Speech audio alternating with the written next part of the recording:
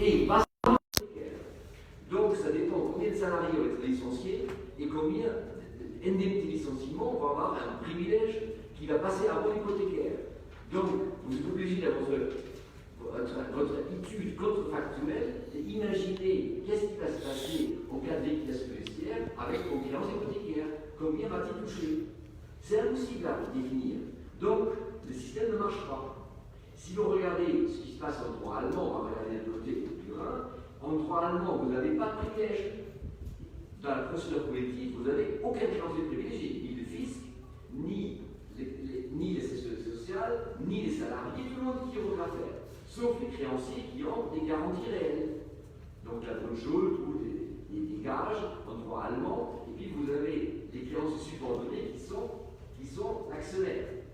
À partir de ce moment-là, le système fonctionne. Parce qu'il est clair que le créancier qui a une sûreté réelle touche toujours d'une manière, comme en droit français avec la fiducie, il y a un droit exclusif sur la valeur affectée de garantie. Alors si vous regardez, vous passez en revue les sûretés en France, vous avez trois situations. Soit vous avez un droit exclusif fiducie, soit vous avez un droit de rétention. À ce moment-là, un droit exclusif, de facto, parce que vous avez le report du prix de cession qui se reporte sur le droit de rétention. Donc, vous partagez pas.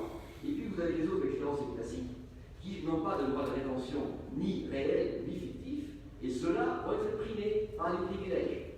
Donc, impossible de calculer votre valeur de réalisation en cas de liquidation judiciaire.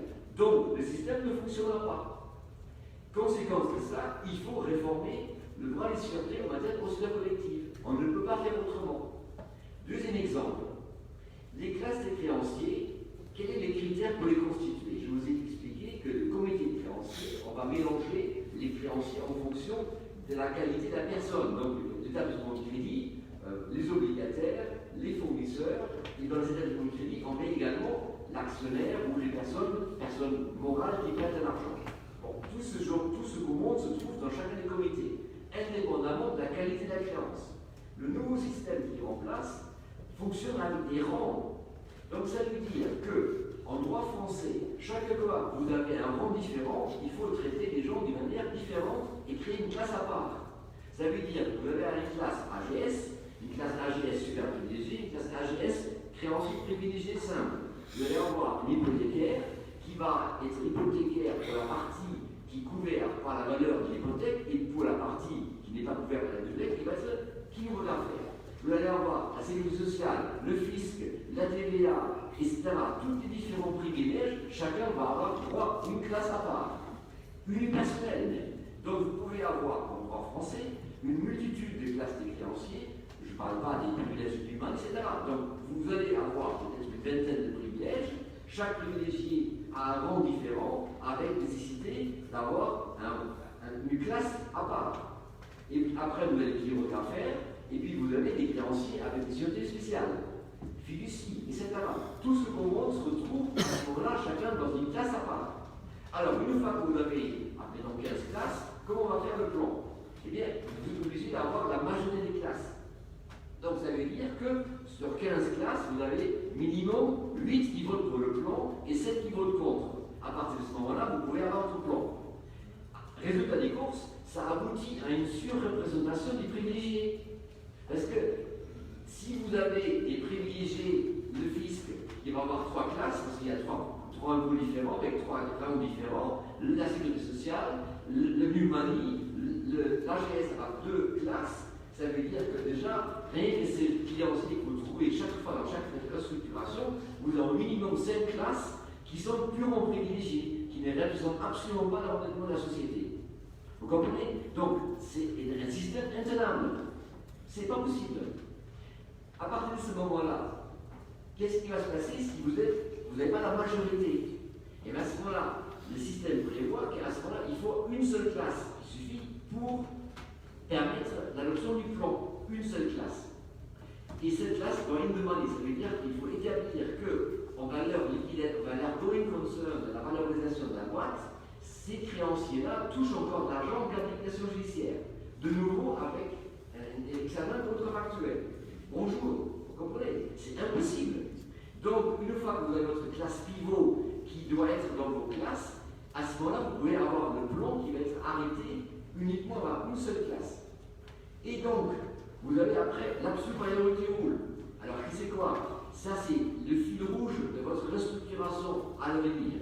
Ça veut dire que l'absolu priority rule veut dire que vous devez traiter les créanciers seniors. Par exemple, quelqu'un qui a une hypothèque, il doit être désintéressé totalement avant de commencer à payer un créancier d'une classe inférieure. Donc, dans notre millefeuille à la française, vous êtes obligé, par exemple, que le fisc peut se totalement rembourser avant de servir un centime à un créancier qui revient faire. Et je ne parle pas d'actionnaire, il ne touchera rien.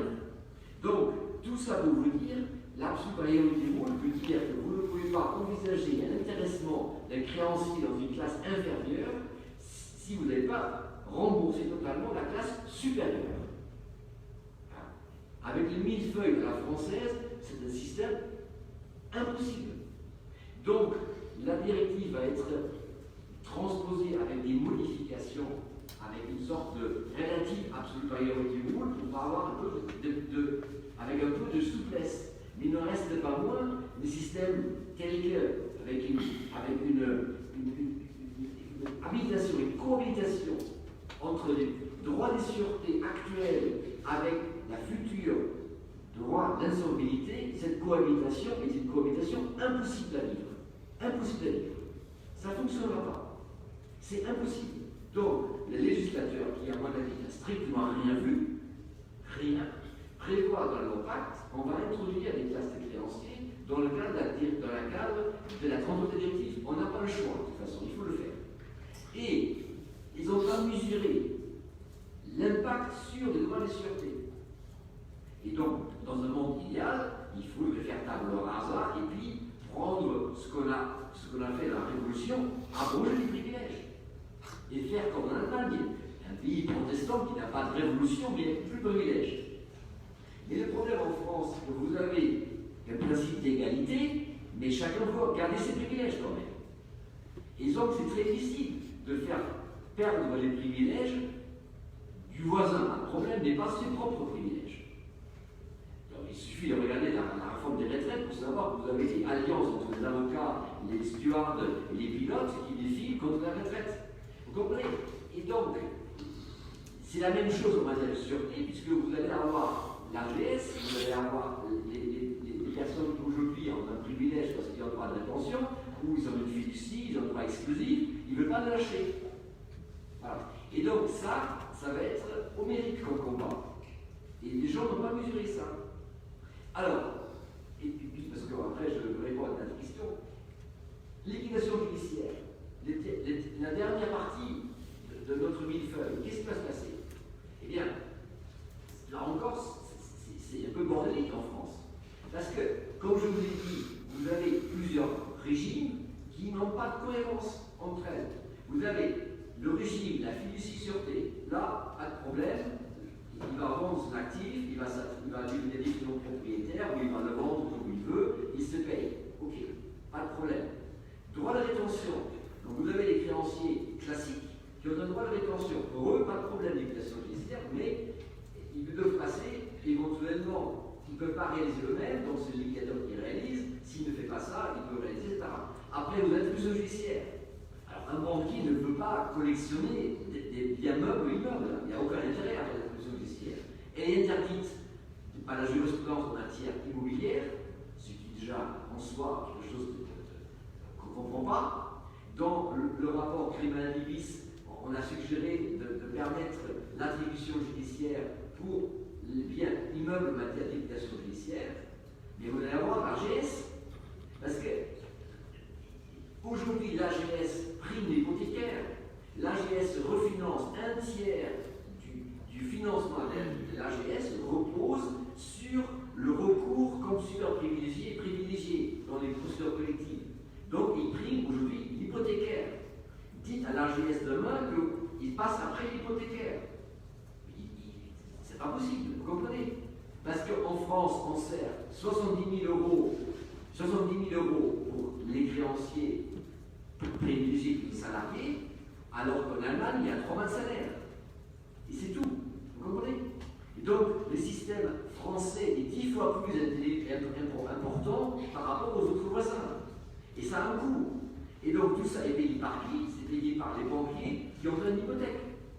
Alors le banquier, pour se protéger, il demande à ce que l'immeuble soit dans une SCI, vous n'avez pas de salarié. Alors à ce moment-là, qu'est-ce qu'il fait l'administrateur, l'éducateur? Il fait une confusion de patrimoine. Il dit, financièrement, la relation financière anormale, on va confluer tout ça. Tout ça n'a aucun sens. Ça n'a strictement aucun sens. Donc, si vous regardez ce qui se passe dans matière de procédure collective, il faut vraiment avoir un grand jour et beaucoup de courage politique pour remettre ça d'équerre. Et la réforme aujourd'hui qui va venir des procédures collectives, ça va être une bonne occasion de faire comme dans le bar. Vous savez, vous avez plusieurs ingrédients, vous secouez et puis vous avez votre cocktail qui sort. Et qui c'est un mélange qui peut être explosif. Et voilà, la réforme des sûretés et en harmonie par rapport aux procédures collectives, c'est effectivement le shaker de votre barman qui va mélanger un certain nombre d'ingrédients. Et on ne sait pas ce qui en sortira.